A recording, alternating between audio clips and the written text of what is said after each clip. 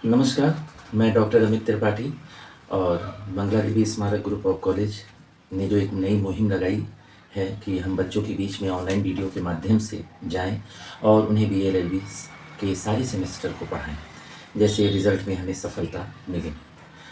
आज हम Indian sociology को जब बीएलएलबी सेकेंड सेमेस्टर में देखते हैं तो कई यूनिट में हम इसे पाते हैं। मुख्य रूप से जब हम पहले यूनिट की तरफ चलते हैं कि जब भी किसी हम पेपर की तरफ बढ़ते हैं तो सबसे पहले हम पहली ही यूनिट हम देखते हैं। तो पहली यूनिट हम जब देखते हैं तो उसमें दो कॉन्सेप्ट आते हैं। एक हिंदू विधि क्या है, हिंदू विधि में जो एक विवाह परंपरा है क्या वो संस्कार है या संविदा है। उसी तरह मुस्लिम विवाह क्यों एक संविदा है, इस पर हम चर्चा करते हैं। यहाँ पर यह प्रश्न उठता है कि विवाह क्या है। बहुत लोग आपसे पूछ सकते हैं कि व्हाट इज़ अ मैरिज, और ऐसा नहीं है कि सिलेबस के कारण हमें इसे जानना जरूरी है। हम सिलेबस से भी हटते हैं तो इसे जानना बहुत ज़रूरी है, और ख़ासकर हर एक इंसान को ये तो ज़रूर जानना चाहिए कि विवाह क्या है। तो चलिए छोटी सी चर्चा हम करते हैं, और क्योंकि यह प्रश्न उपयोगी भी है हमारे सेमेस्टर की एग्जामिनेशन को देखते हुए। तो विवाह के बारे में कह सकते हैं कि विवाह एक सामाजिक और सांस्कृतिक संस्था है, एक सोशल और एक कल्चरल इंस्टीट्यूशंस है। समाज से जुड़ा हुआ प्रश्न है विवाह, संस्कृति से जुड़ा हुआ प्रश्न है विवाह। हम मना नहीं कर सकते, इसलिए विवाह को हम एक सामाजिक और सांस्कृतिक संस्था कह सकते हैं। मैंने अभी तक आपसे चर्चा की कि विवाह एक सामाजिक एवं सांस्कृतिक संस्था है। समाज का विषय है तो सामाजिक संस्था है, संस्कृति का विषय है तो सांस्कृतिक संस्था है। अब यहाँ पर विवाह एक आधार स्तंभ है और इसी के कारण मानव का अस्तित्व बना हुआ है। पॉइंट को लिखिएगा कि विवाह एक आधार स्तंभ है और इसके कारण मानव का अस्तित्व बना हुआ है।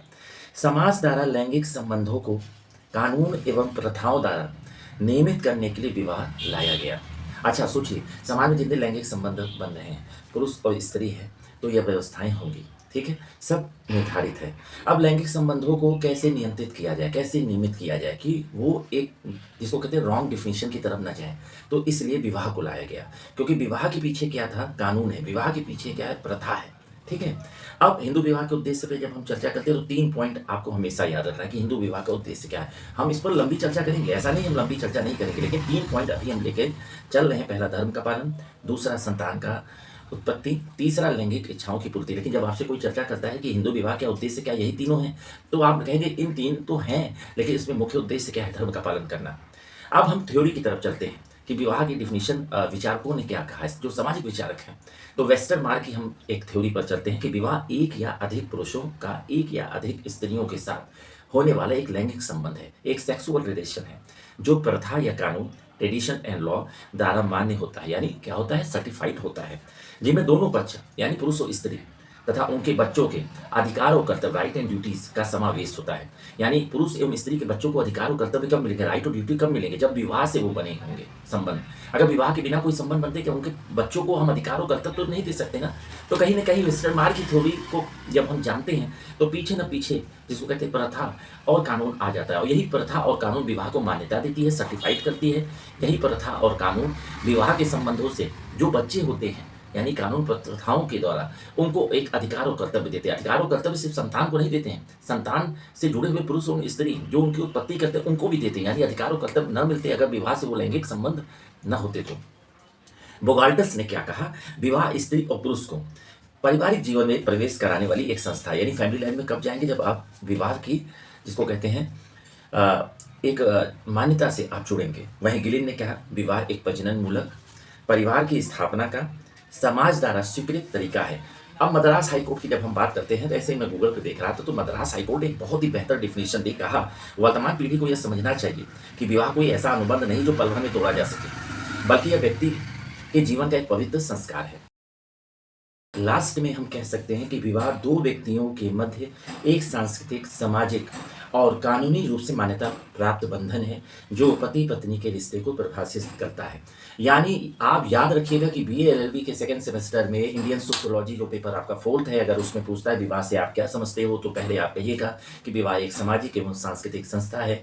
दूसरी पॉइंट आप कहिएगा कि विवाह एक आधार स्तंभ है जो मानव अस्तित्व को बचाए रखा है। तीसरा आप कहिएगा समाज द्वारा लैंगिक संबंधों को कानून और प्रथाओं के द्वारा नियमित करने के लिए विवाह मैरिज का एक कॉन्सेप्ट लाया गया है।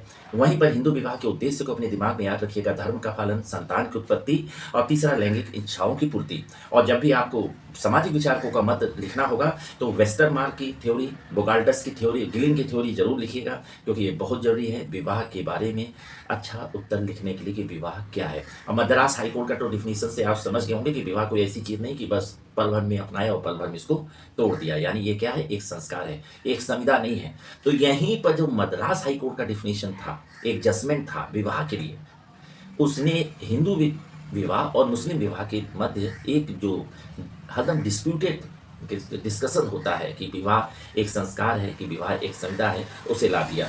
तो चलिए हमारे चैनल पे लगातार रहिएगा आप। मंगला देवी स्मारक ग्रुप ऑफ कॉलेज लगातार आपके बीच में वीडियो ला रहा है कि आप बेहतर से बेहतर एग्जाम में आंसर लिख सकें और बेहतर रिजल्ट पा सकें। ना आपकी सफलता हमारी भी सफलता है। तो लगातार वीडियो से जुड़े रहिए और सुनते रहिए। नमस्कार, धन्यवाद भी कह सकता हूँ और आभार भी कह सकता हूँ क्लास को सुनने के लिए और क्लास से जुड़े रहने के लिए। मैं डॉक्टर अमित त्रिपाठी।